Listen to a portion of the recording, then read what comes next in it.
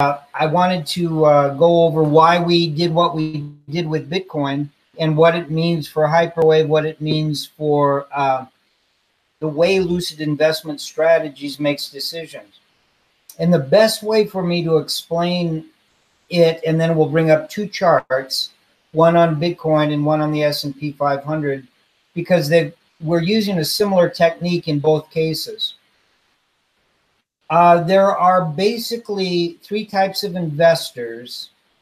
There are short-term investors, there are intermediate-term position traders and swing traders, and there are what I consider to be investors, which are always long-term. All the decisions are made from the perspective of the least amount of risk and the most amount of potential reward over a long time frame, not a short time frame. So that's number one. There's something different with what we have seen with the hundreds and hundreds of crypto traders that we have talked to. Most of them came to us because they found themselves in a very difficult and unusual situation where they got in most cases in 2017, and it made an enormous amount of money on paper. They couldn't believe how fortunate they were, how lucky they were, or how smart they were. And then all of a sudden, they saw all of it disappearing with an 85% drop. And that have been listening to us are those that aren't that interested in where's Bitcoin going, but learning techniques to help them get into positions at the right time, but far more importantly, to get out at the right time, which is the basis of all investing in my mind. So what we have found is there's basically three types of investors or speculators in the crypto market. One are those that buy and will hold for the rest of their lives. They believe in it. They believe the fundamentals. They believe what is being done in the space. Some of them also will trade cryptocurrencies other than Bitcoin. But let's just say bucket one are those that buy and hold Bitcoin regardless of price. They will attempt to add to it at the right time, but they're not going to sell anything they have. On the other side of the ledger are the vast majority of people in the world who will never buy Bitcoin regardless of anything, including price. Doesn't matter if it's going up or down or sideways, they will never put their money into Bitcoin. And you know some of the names, Nouriel Roubini and Warren Buffett and Charlie Munger and billions of other people. In the middle somewhere are people that want to get in, believe they understand Bitcoin. They only want to do it in such a way that they get in at low risk entry points with the idea at some point they're going to sell it. They won't sell it if it keeps going up, but they are looking for a place to get out. And that's a very large number of people that have been exposed to this space that aren't in the first category or the second category I named. At Lucid, for 40 years, I've gradually gotten to the point, because of the type of clients I had, where I am only an investor. I'm only looking for long-term trends. So I'm going to give another definition for those that haven't heard it before. To me, short-term trends are days and weeks. I don't trade those. I don't play them. I don't use technical tools that would help me if I did. I know them all. I've used them in the past, but I haven't as a professional. The second time period is called an intermediate time period, and it runs weeks or months. And people ask, well, how many weeks or how many months? I have no idea. But it's measured in weeks and months, and that's how I set up all of my technical tools. And the long term is always months or years. So the tools that I use, have always used, and have designed them myself, are based on that simple principle. We want to look for those trends that are going to be in place for many months or years, not for weeks or months, and not for days or weeks. Many of the tools that we use can be used on all three time periods. When you listen to us on any of the 150 vlogs we've done, if you listen to any of our webinars, any of our podcasts, or taken any of our courses, you know I'm very consistent on all the points that I've just brought up. The reason I'm giving you all of this background is because something very interesting happened in the last 10 days in the Bitcoin market. Also, a couple of things have happened in the stock market. We'll look at those last. But we're here to answer the question, has Tyler given up on Hyperwave? It seems that he must have, because he says that the lows, the bottom is not yet in. So why, if a long-term investor doesn't believe the bottom is in, did he just tell his clients to put 20% of their money into Bitcoin? And to do that, I am going to show you the chart that I use to make that particular call. And I will do that by bringing up this chart.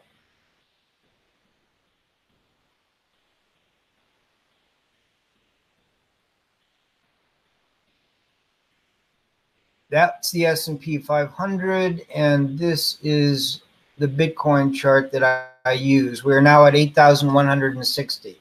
Can you see that, Leah? Yes, I can. Okay, perfect. What you're looking at, obviously, is the last 1, 2, 3, 4, 5, 6, 7 weeks. It's only the last 7 weeks that I am particularly interested in, and I will show you why. This is the entire hyperwave of Bitcoin. And this is the breaking of the phase 3 line. This is the breaking of the phase 2 line. And once you've done that, there are no other targets in hyperwave theory until you return to the beginning, which is down at 1,000. That's why I have been so adamant about the probabilities are that the bottom is not in until we can get down to that level.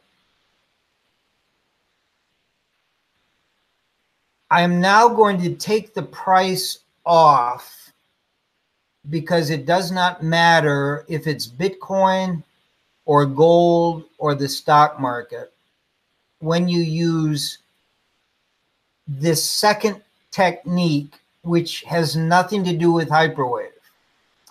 The second technique that we teach is called consensio. And there are 3 lines here that I should make bigger, but I'm not going to. I will point to the important points. This is what happened 1.5 weeks ago. This gold line, which is a 30-week moving average, has been going down from the beginning of this bear market without exception. It topped back in April of 2018 and has been going down ever since until a week and a half ago. That long-term moving average turned up for the first time in this bear market. Now, those of you that have learned consensio knows that the definition of a bull market is price above the short-term moving average, the short-term moving average above the intermediate term moving average, the intermediate above the long-term moving average, and all 3 moving up with price. That did not occur in this entire bear market until a week ago. And that's why I bought.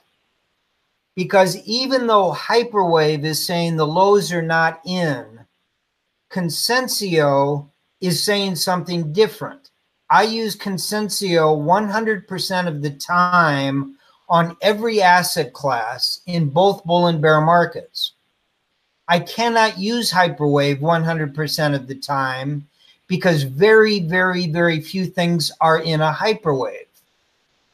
So the question is which takes precedence on an unusual asset class like Bitcoin when one of the systems is giving you a fully bullish reading as of a week ago, but the other one, along with some other long-term indicators, are still indicating that the bottom is not in.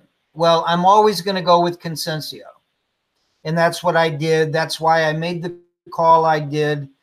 And that's why I told people that it was a low-risk trade to put 20% of X. X is not the total amount of money that someone has. X is the amount of money that they are comfortable putting into Bitcoin or crypto.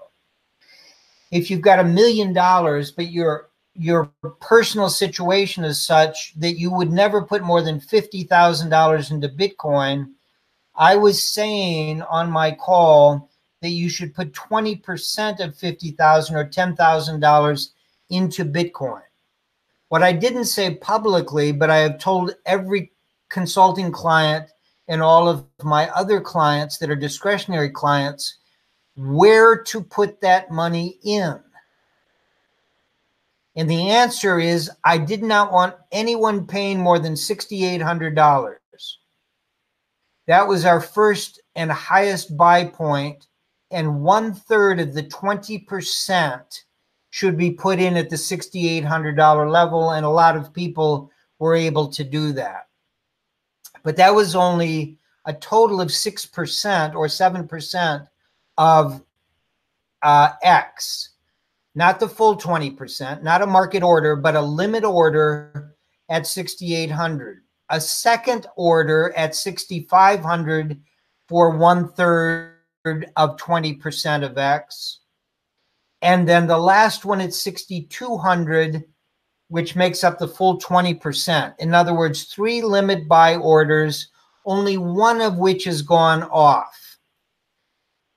And I'm very comfortable with that decision for a number of reasons. One is because we are putting a stop below these 2 green lines somewhere around 58.50 to 59.50.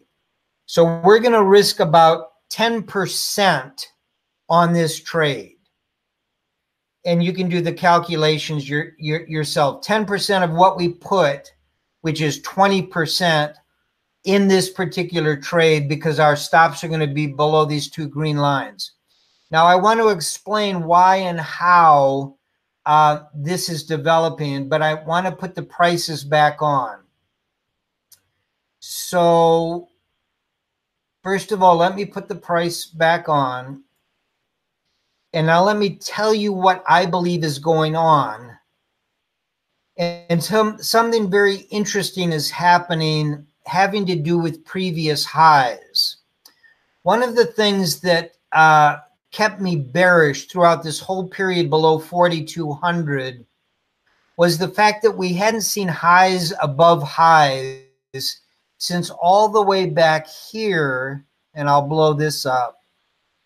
This was the last high above previous highs that we had, which was coming in at approximately the $7,500 level off of these 2 tops. Prior to that was this high, which was coming in on this first candle at approximately 8,500. Let's call it 8,500. Remember those 2 numbers, 7,500 and 8,500. Now let's go back over to what this price is doing right now. We were able to take out the 7,500 level on this last weekly candle. We did it right here, middle of this candle.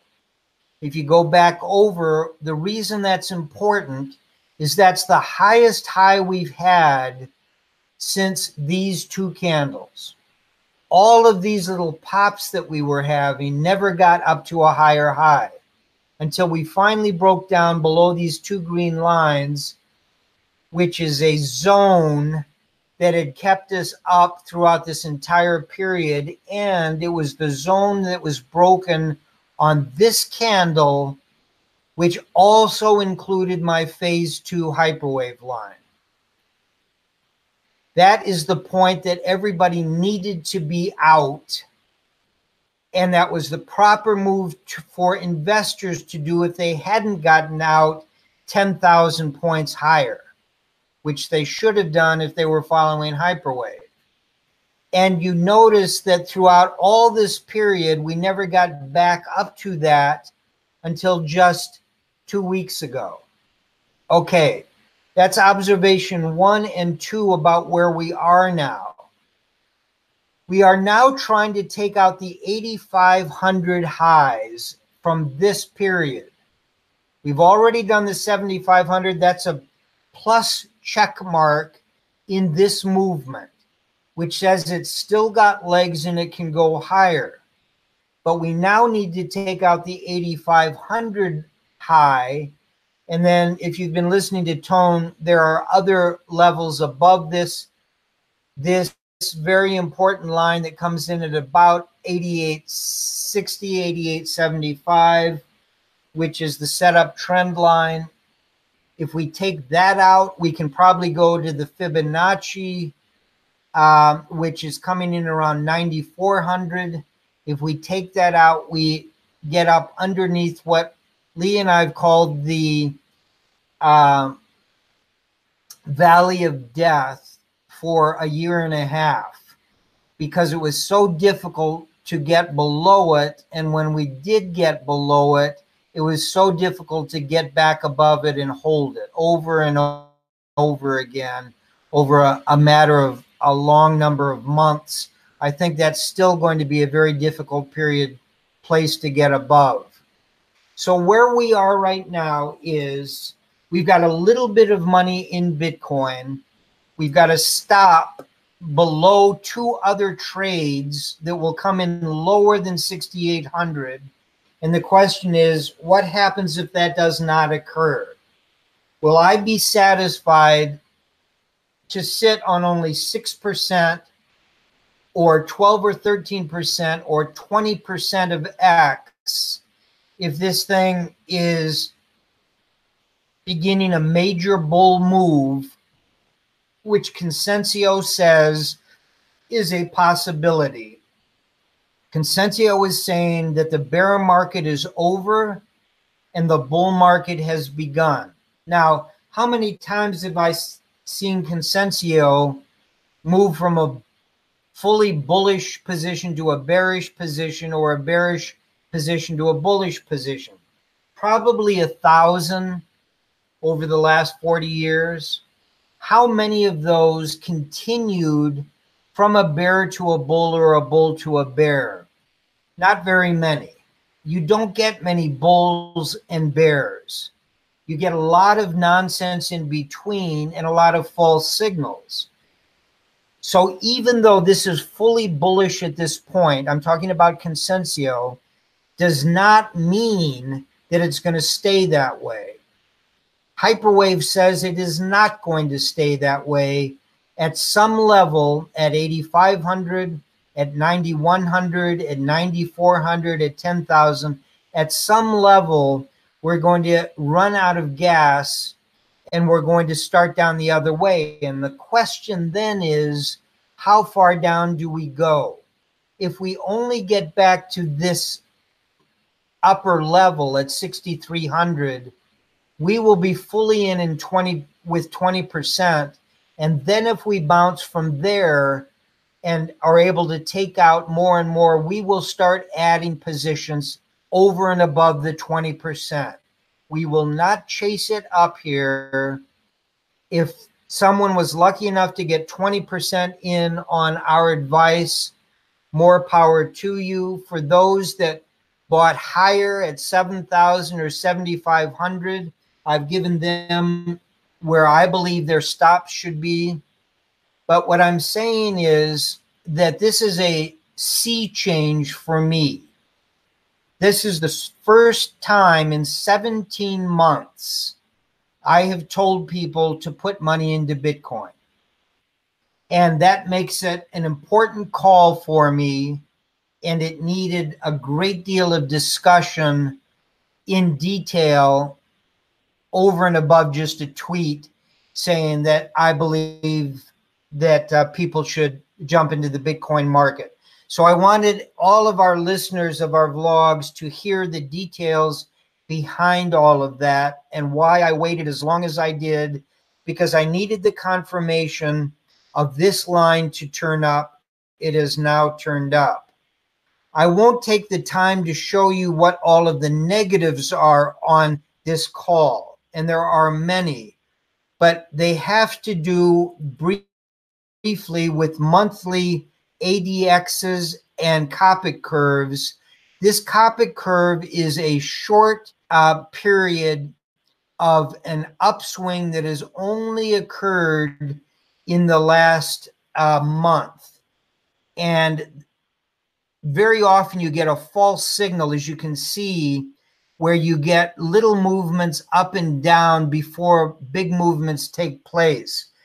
This could very easily be signaling the beginning of a major move. I'd like you to notice that the peak of this monthly Copic curve occurred February the 1st of 2018 and has been going down ever since. I'd also like you to look at the ADX, which peaked on this move on January the 1st of 2018 and has been going down ever since. Looking a little closer at this, you see that the trend is still down, but it's flattening out. So it has not given a signal. But I'm relying on my Consensio 30-week moving average signal to make the call to go ahead and put our foot in the water and to start buying Bitcoin for the first time in almost a year and a half. All right.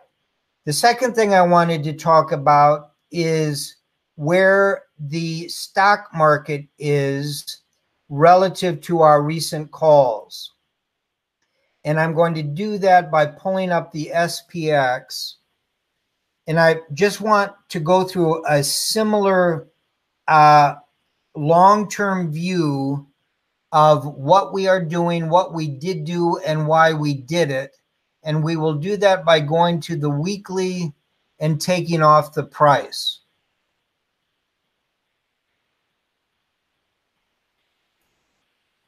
And all you see now are all the technical underpinnings of this price movement. Everyone that's been following us for the last year and a half knows that we were fully in the market and had been for years and years, going all the way back up this trend line that started back in 2009, which is a phase 3, and what we believed to have been a phase 4, where it was accelerated, that brought us into this top. We now believe that the phase 4 was never a full phase 4.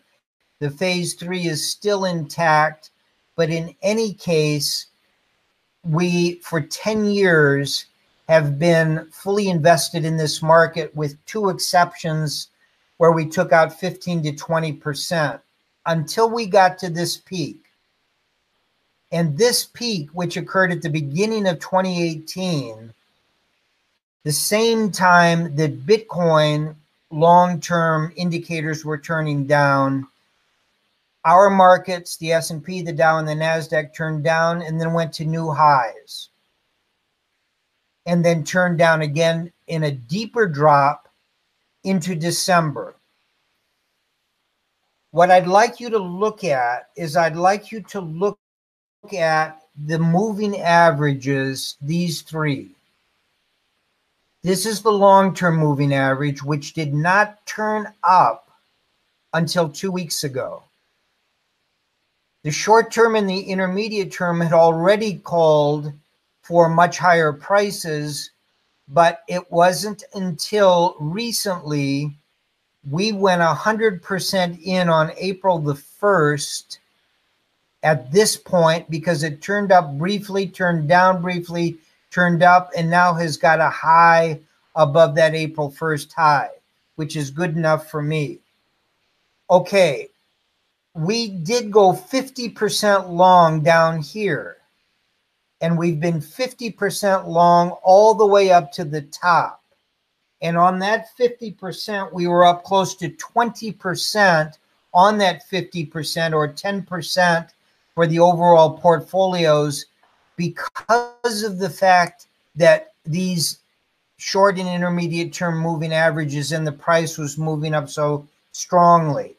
But to put in that last 50%, I wanted to see evidence that the long-term moving average was moving up just the way it did on Bitcoin. And coincidentally, they happened about at the same time. I'm not saying they're correlated. I'm saying that this technique of Consensio gets you out at tops incrementally and gets you back in at bottoms incrementally. And right now, as we sit here today, I'm going to bring the price back up so you can see why and how we make our decisions. We'll go to the very recent past. This is a brand new all-time high going back 100 years, or since 1926 when the S&P was created. This little candle right here went to the highest level in U.S. history. At the time that did it, we had just turned up on the long-term moving average, and the intermediate was above the long-term moving average and moving up. The short-term, this gold, was above the intermediate and moving up, and the price was above all three. That's the definition of a full bull market. That's why we went 100% at that point, even though we had been 50% back here throughout the rest of it. I went 50% when the short broke above the intermediate, when the price broke above the long-term moving average, and then when the intermediate broke above the long-term moving average. That was enough for me to be confident that at some point, as long as price stays above this long-term, that the long-term would also turn up, which it has now done. Now we've got a little bit of a pullback here over the last 3 weeks. It has to do with China trade, has to do with a lot of other things, fundamental and technical. But the only damage done to the bullish picture has been the price dropping below the short and the intermediate term, and the short breaking through the intermediate term. You can see how far away from the long term we are with all this activity. Does that mean we're going to turn right up from here? No, not at all. Consensio doesn't read the future. We react when Consensio reacts to the present. And right now, this is saying we should have taken 5% off the table when the short term cut through the intermediate term. When the price dropped through the intermediate term, we should have taken another 15% off. And now we've got a candle closing below both the short and the intermediate term moving averages. The intermediate had not yet turned down. If the intermediate turns down, we will take more off the table. But I suspect what we're going to see is some kind of follow through where that won't be necessary. That's only speculation on my part. We'll do whatever Consensio tells us to do. Okay, I wanted to get all of that out because when I send out a tweet, none of this detail is in there. To get the detail, our clients need to speak with me directly, which they do, the consulting clients, if they've got questions. If they don't, if they just want to follow what Consensio is saying or what I've been saying, they'll do that. But if they have questions, I will go into the detail with them of why and how we're making the decisions when those decisions are made.